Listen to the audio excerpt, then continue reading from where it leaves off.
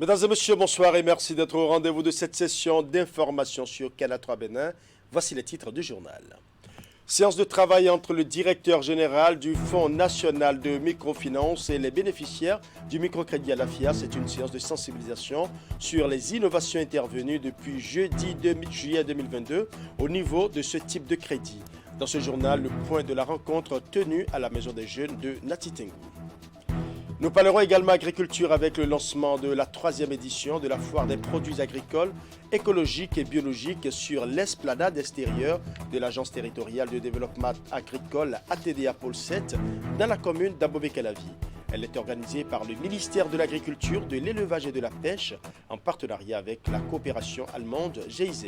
C'est un rendez-vous annuel qui vise entre autres la promotion des produits agroécologiques et biologiques du Bénin. Et pour ceux qui sont dans le besoin de location de véhicules à courte, moyenne et longue durée, plus de soucis pour vous. Une société vient d'ouvrir ses portes à Cotonou.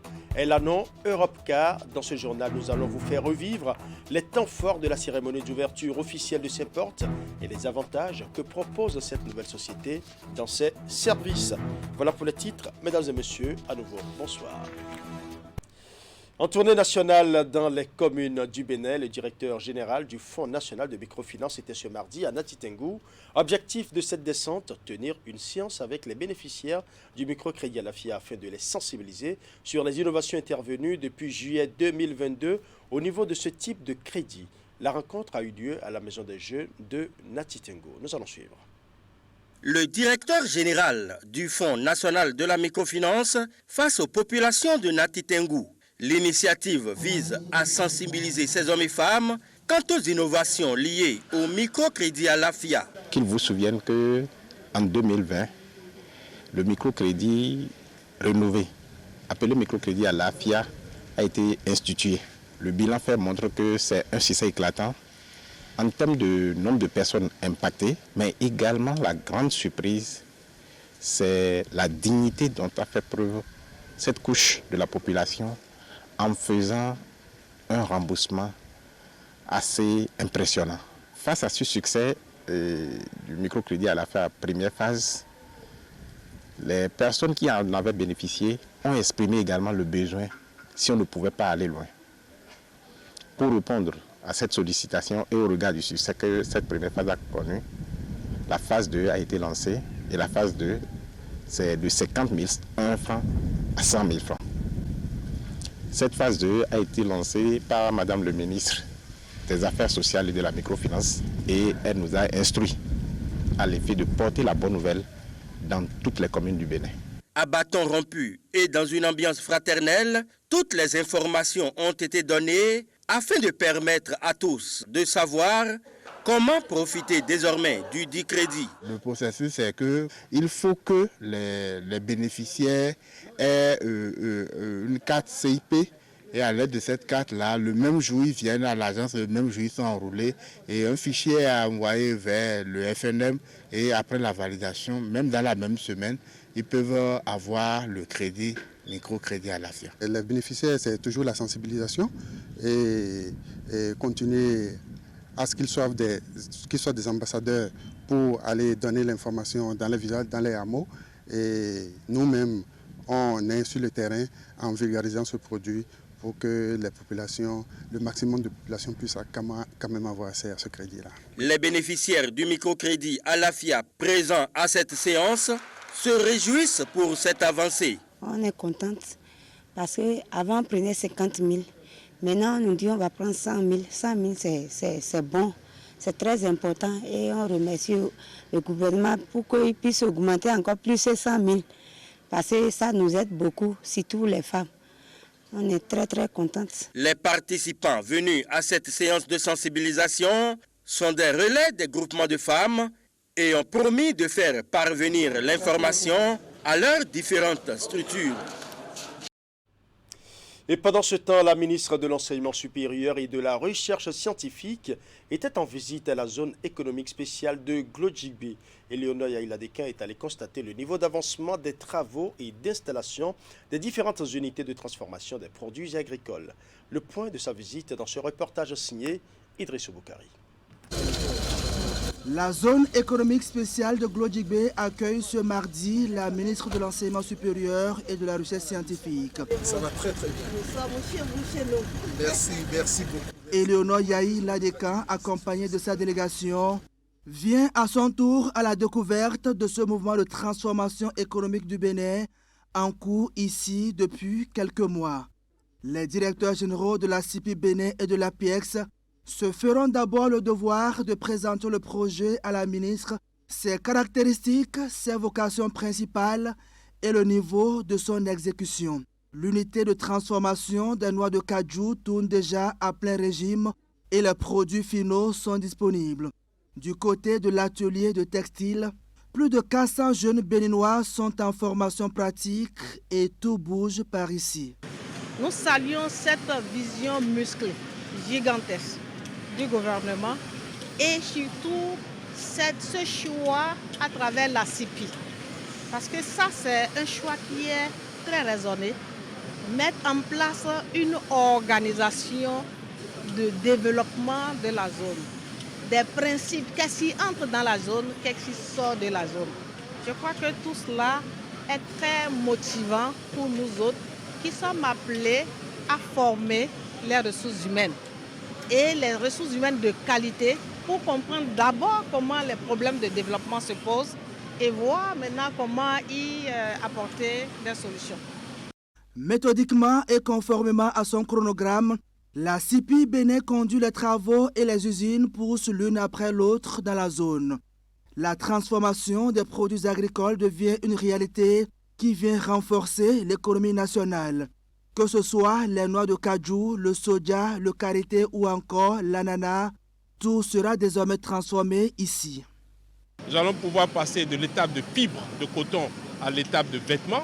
Nous allons pouvoir passer de l'étape de noix de cajou brute à l'étape d'amande, à l'étape d'huile à base de noix de cajou et de charbon. Donc aujourd'hui, nous avons une situation qui nous permet d'ajouter de la valeur à nos produits agricoles. L'avantage de la zone, c'est qu'il y a un écosystème qui permettra en fait à ce que tous les produits qui sortent de cette zone soient estampillés zone économique spéciale de Glodjibé. Et nous voulons mettre en place en fait des normes qui soient les mêmes normes pour les produits qui sont sur le marché local que pour les produits qui sont à destination du marché international. Un certain nombre de laboratoires et un certain nombre de certifications seront mis en place au niveau de la zone pour s'assurer que ce qui sort de la zone avec la marque GDIZ soit un produit qui soit aussi bien consommé facilement sur le territoire communautaire qu'au niveau international.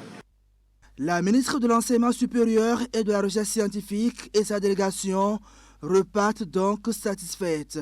Plus de 300 000 emplois sont prévus dans cette zone d'ici 2030.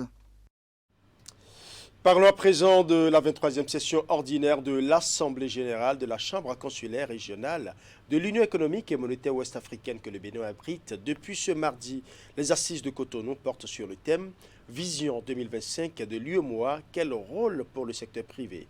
Les participants ont 3 jours pour passer en revue les actions de l'organisation et faire des projections pour l'avenir. Reportage. Revue des actions de la Chambre consulaire régionale de l'Union économique et monétaire ouest-africaine, perspectives et recommandations pour une meilleure amélioration des actions de l'organisation.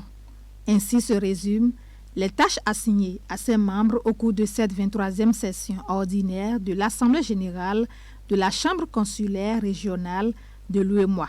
La plus grande vision de ces assises reste la promotion du secteur privé, moteur de la croissance économique et du développement, dont l'importance n'est plus à démontrer. Pendant cette session, nous nous pencherons donc sur les principaux événements qui ont rythmé la vie de notre institution au cours de cette année. En effet, nous aurons à faire le point de la mise en œuvre des recommandations issues de l'Assemblée générale de décembre 2021 à Bamako, le rapport du comité d'audit et de conformité, ainsi que la charte dont elle s'est dotée dans l'esprit du règlement financier de l'Union, le rapport du comité de suivi et de pilotage du plan d'action de la mandature 2021-2024, le programme de la mandature ainsi que les plans d'action et le budget 2023. La Chambre consulaire régionale de l'UEMOA est un outil au service de l'intégration sous-régionale.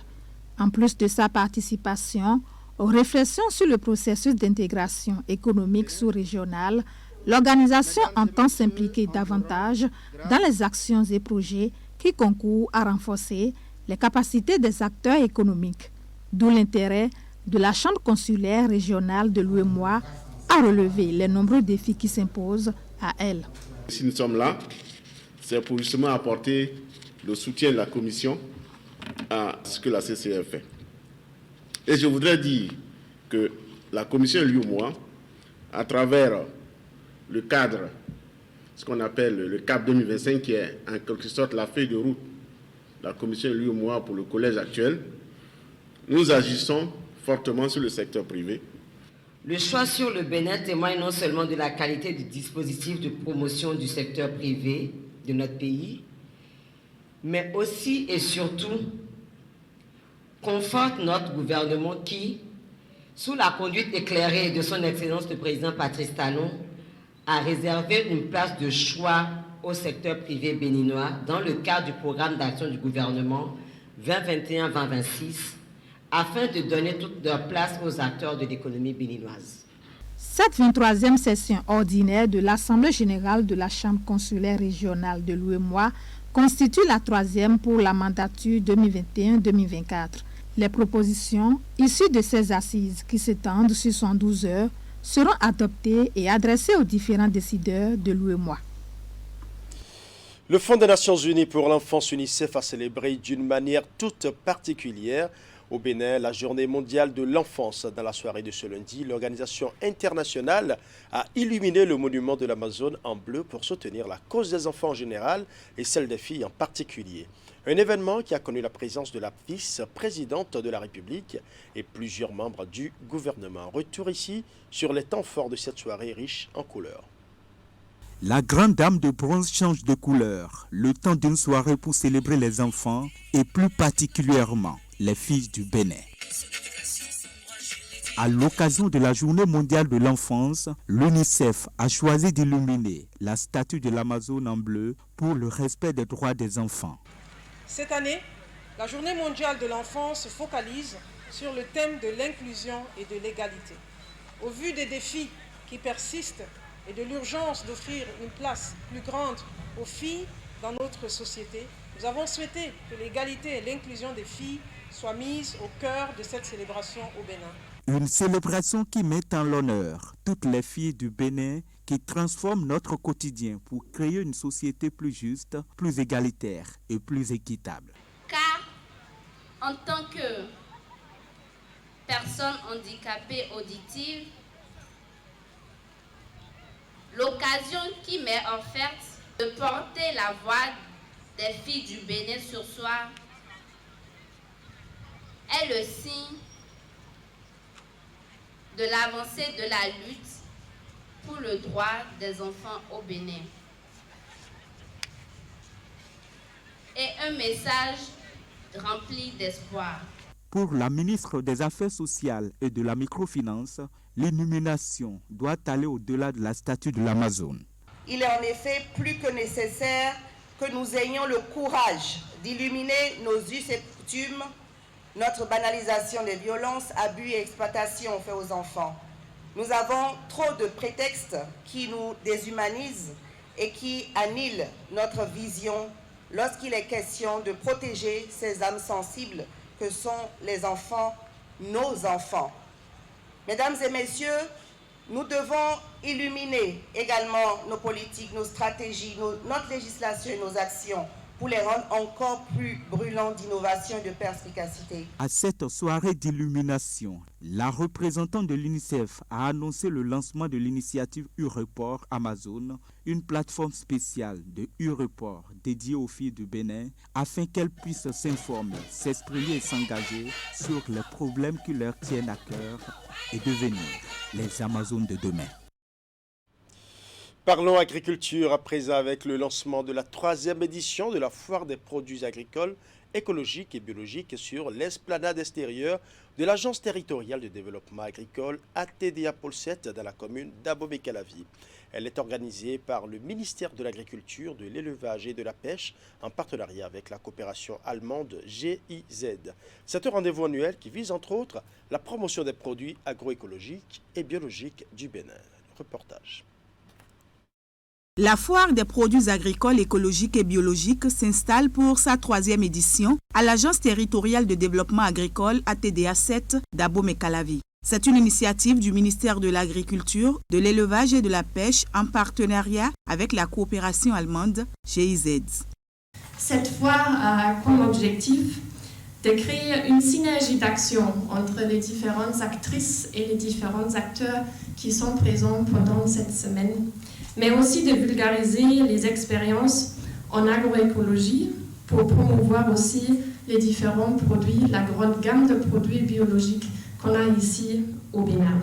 Depuis 2016, le projet ProSol de la GIZ travaille et accompagne le gouvernement à travers la promotion des différentes mesures de la gestion durable des terres et de l'adaptation au changement climatique afin de favoriser une agriculture durable et aussi respectueuse de l'environnement.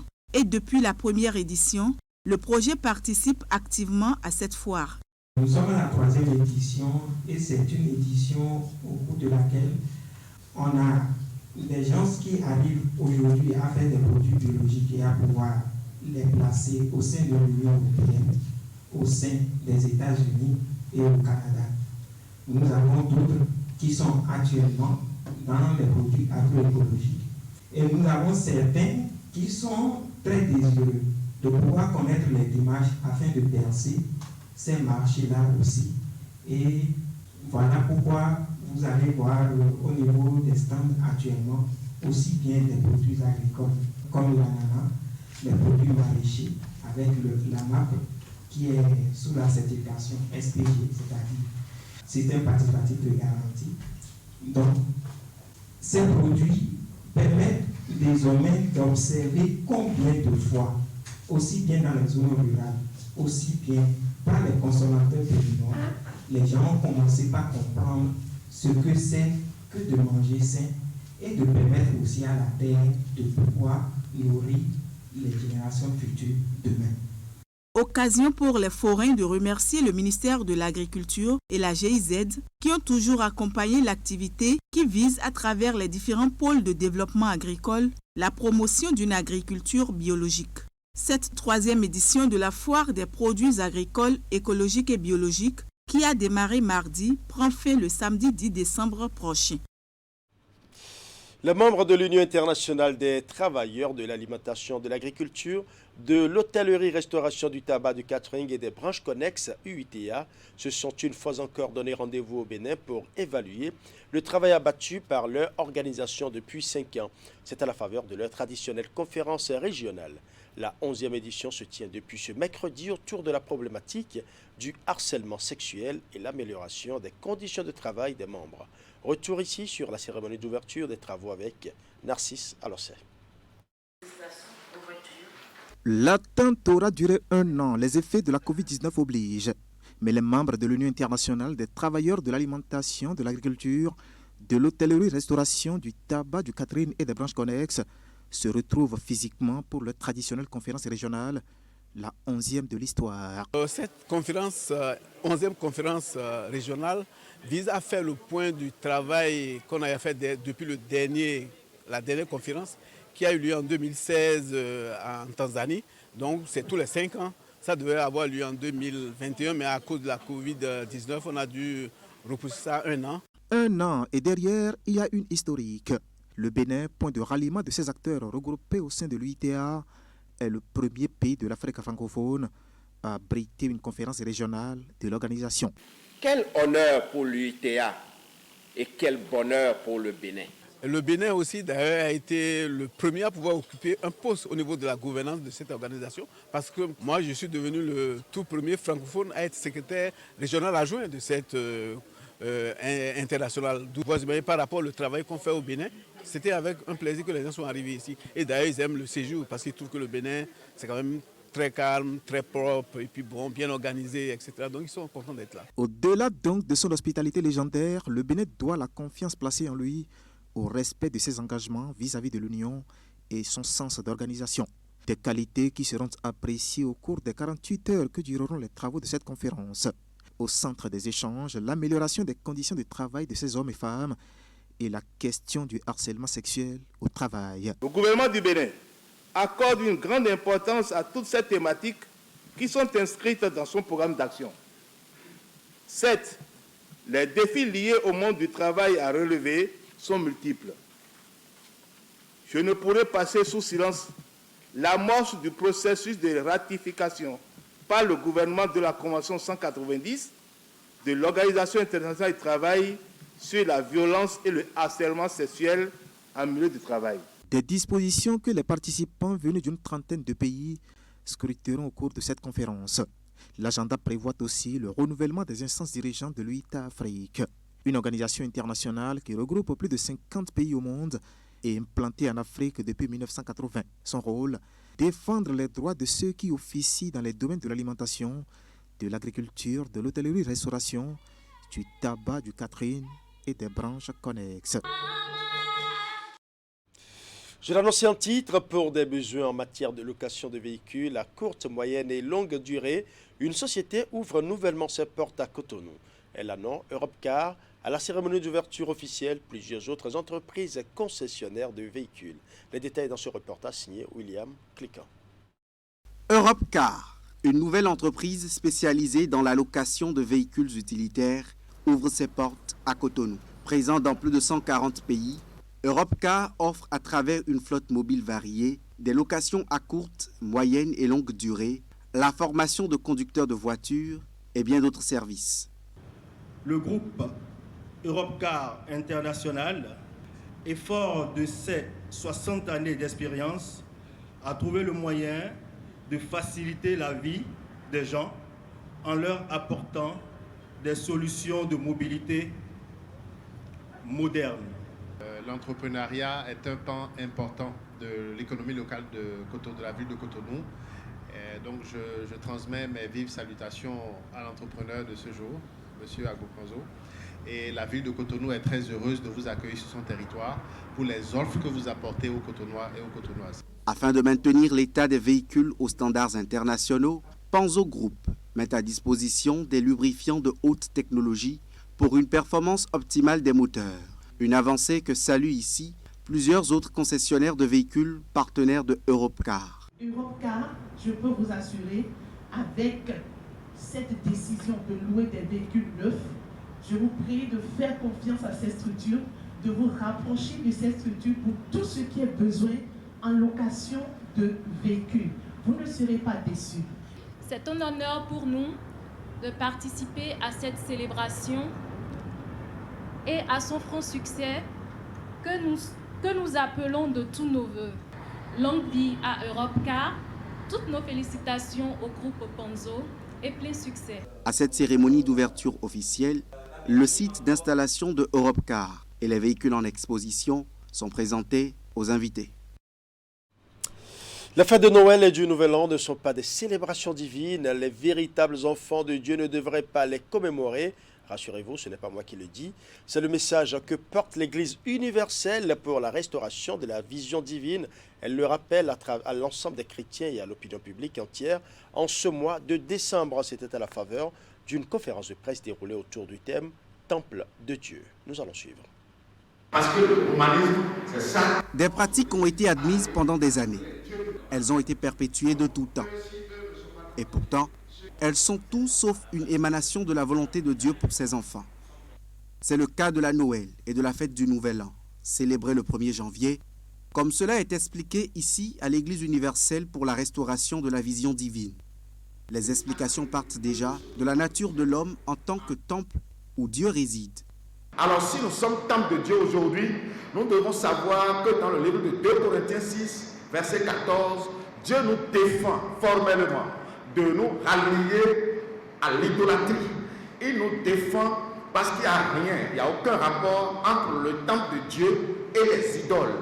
Donc ce que je nous dis, c'est de vous séparer automatiquement et totalement de la célébration des 2 fêtes mondaines programmées par la papauté et qui sont devant nous.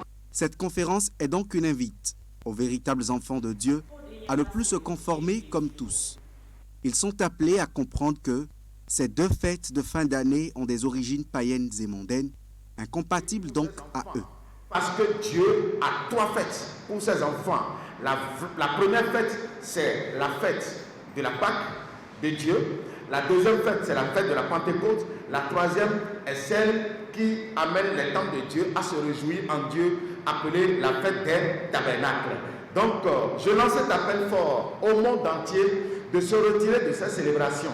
Parce qu'à Rome, il y a un démon qu'on appelle Janus. C'est ce démon qui naît tous les 25 décembre et il est dédicacé tous les 1er janvier selon la loi mosaïque. Parce que si un bébé naît le 8e jour, il doit être dédicacé. Donc, ce n'est pas Jésus qui naît le 25 décembre parce que la date de naissance de Jésus-Christ n'a jamais été laissée à la connaissance des humains sur la terre.